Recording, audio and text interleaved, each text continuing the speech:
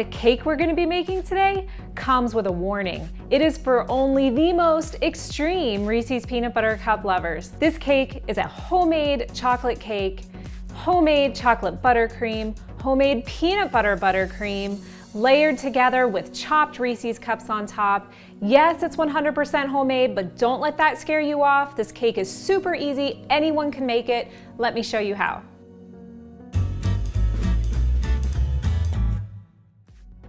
The first thing to do is to whisk together your dry ingredients. I have a bowl here of all-purpose flour. It's 1 3/4 cups. Into it, I will add 1 teaspoon of baking powder, 1 teaspoon of salt, and 2 teaspoons of baking soda. Whisk those dry ingredients together. And then just set those aside and we'll add them to the wet ingredients in a little bit. Take a larger bowl, and to it add 1 3/4 cup of granulated sugar, 1 cup of buttermilk, nice thick buttermilk from the store, 1/2 cup of oil, 2 large eggs. It's best if you use room temperature ingredients, so these eggs have been sitting out of the fridge for a little bit and they are at room temperature. 1 teaspoon of vanilla extract, and then take a hand mixer, or if you'd like to use a stand mixer, you can do that, and just start mixing it up.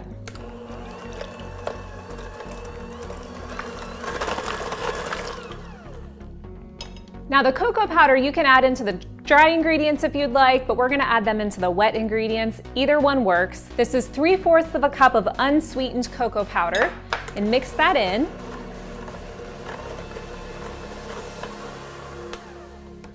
After the cocoa powder is mixed in, we'll get our flour mixture and put about 1/2 of that in, and then mix that in.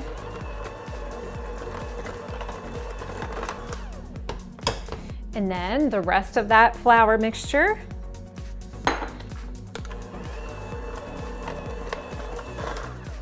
Now the last step is to add in 1 cup of very strong coffee. Now I know some of you don't like to use coffee in baking. Maybe you don't like the taste of it. You're afraid it's gonna taste like coffee. It will not taste like coffee. Coffee just enhances the flavor of chocolate. It's going to give the chocolate cake a really deep, rich chocolate flavor. I really suggest not skipping it, but if you can't use coffee or don't have coffee around, you can just use hot water. Scrape the sides of the bowl if you need to get all that flour in there.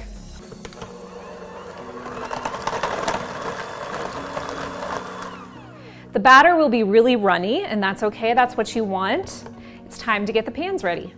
I used 2 9-inch round cake pans for this recipe. The 9-inch cake pans still make a nice thick cake. You can use 8-inch if you'd like, but they will take a little bit longer to bake. You'll want to grease the pans. We like to use something we call cake release.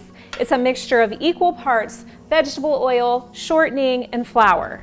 Just mix that up and store it, and anytime you need a cake to release out of the pan really nicely, this cake release works beautifully. If you don't have any cake release on hand and don't really want to mix it up, just grease the pans with some shortening and then dust them with flour, and your cake should come out beautifully. Divide the batter as evenly as possible between the 2 cake pans. You can use a kitchen scale to measure and make sure that you're getting as equal as possible of batter into each pan, but I just kind of eyeball it and make sure that it looks like there's about the same amount of batter in each pan. I have the oven preheated to 350 degrees. These cakes will take about 25 minutes to bake. The center of the cake should spring back when you touch it. Be careful not to open up the oven too soon or the cakes may fall. Turn on that oven light and just make sure they look like they're done before you test them.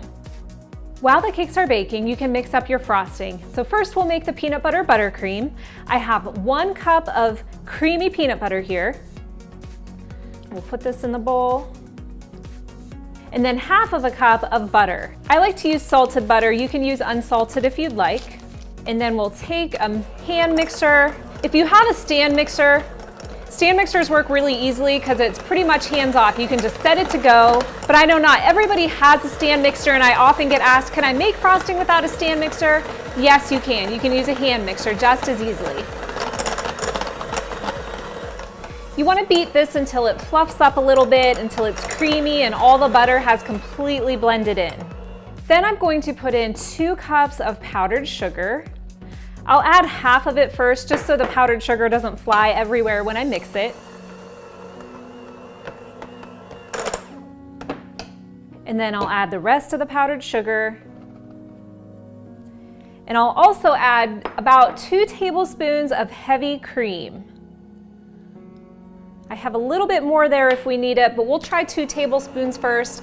We don't want the frosting to be too runny, but we want to be able to spread it and pipe pretty stars onto the top of the cake. It's just a little stiff, so I'm going to add a little bit more heavy cream. Mix that in. You'll want to beat the frosting for about 2 minutes, just until it's nice and creamy and has a little bit of a whipped texture to it. Okay, once that one is mixed up, we'll set that aside and make the chocolate buttercream. To start the chocolate buttercream, I will get a big bowl and put in 1 cup of room temperature butter.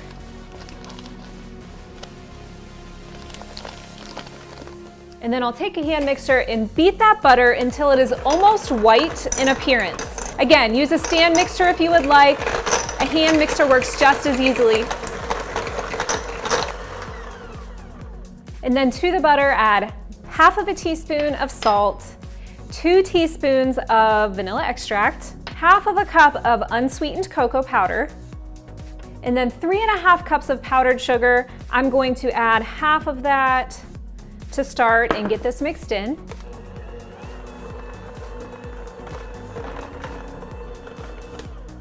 Because we have powdered sugar dust everywhere, I'm going to add some heavy cream. This recipe, just as the peanut butter buttercream, calls for heavy cream just to give it the perfect texture. I'll start with about 2 tablespoons and mix that in.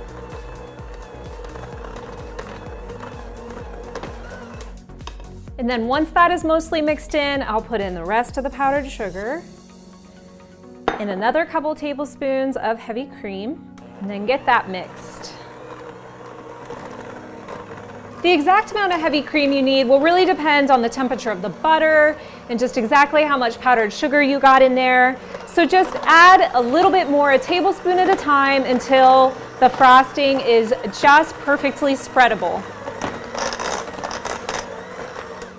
Take a spatula and scrape the sides of the bowl if you have some powdered sugar stuck up there.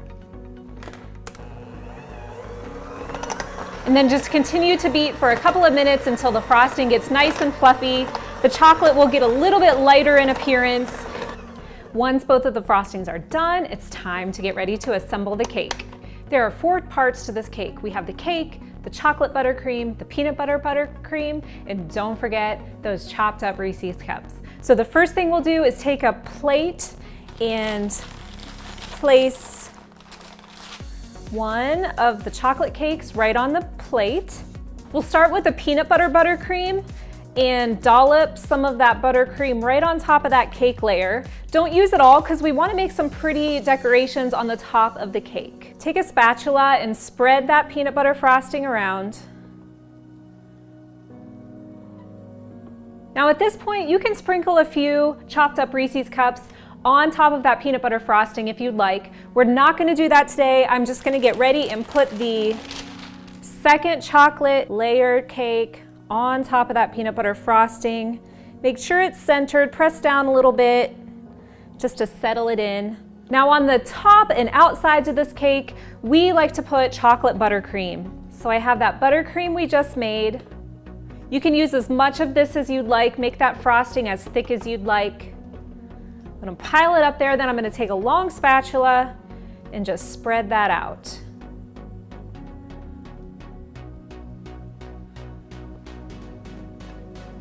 Then start adding it to the sides.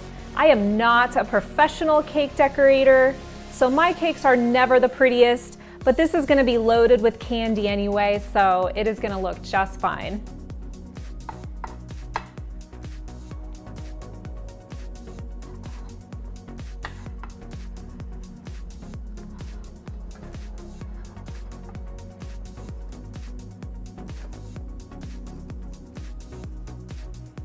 Again, this frosting doesn't have to be perfectly smooth, just as long as it's about even. The top is going to be totally covered with candy and other frosting anyway. So we're going to call this good and get started on the decorations. Now for the peanut butter frosting decorations, I like to pipe stars around the top outer edge and then also along the base, and then put a little swirl in the center. So to do that, you'll need a large Wilton tip. This is a 1M. We also use 2D, and a frosting bag. We like to use disposable just so you can easily throw it away. Place that frosting into the decorating bag. You can do swirls if you'd like. You can dollop little stars, and to keep things really simple today, we are just gonna dollop little dots or stars of frosting along that top outer edge. So you just squeeze and lift up all around.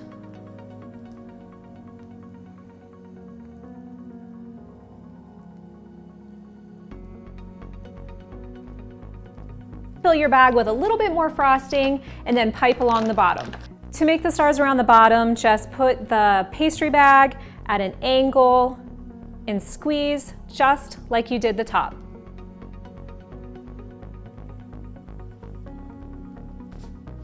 I like piping these little peanut butter flowers along the bottom, of course just to give a little bit of an extra peanut butter flavor, but also to hide that bottom edge that I'm not great about getting perfectly clean.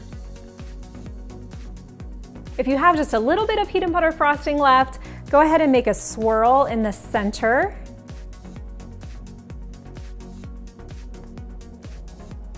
And then take some chopped peanut butter cups or whole cups, whichever you would like, and decorate the top with those. I like to make sure every little part is covered with chopped up Reese's, because that's my favorite part. And then lastly, take a whole Reese's cup and just sit it right on top. And that is your ultimate chocolate peanut butter Reese's cake. You can make this cake in advance if you'd like. It stores well in the fridge, it stores well at room temperature. Just make sure it is covered after you cut it. Before you cut it, the frosting will just seal all that cake in so the cake will stay moist.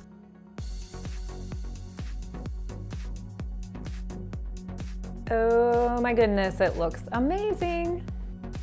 I'm Julie from The Best Cake Recipes. Thanks for watching today. Be sure to check back next week for a new video.